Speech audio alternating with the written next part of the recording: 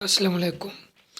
ایک ہمسائے کی مرغی شیخ صاحب کے گھر چلی گئی۔ شیخ صاحب بھی ان کے ہمسائے تھے، تو شیخ صاحب نے دیکھا جو ہمسائے کی مرغی ان کے گندم کے دانے کھا رہی ہے، تو شیخ صاحب نے مرغی پکڑ کے ذبح کر کے کھا لی ہے۔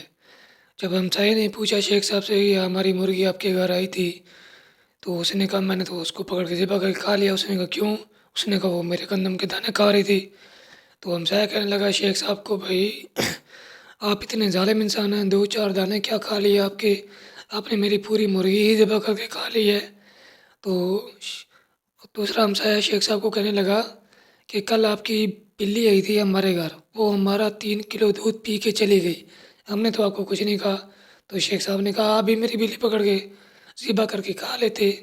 تو ہمسایہ کہنے لگا شیخ صاحب بلی حرام ہوتی ہے۔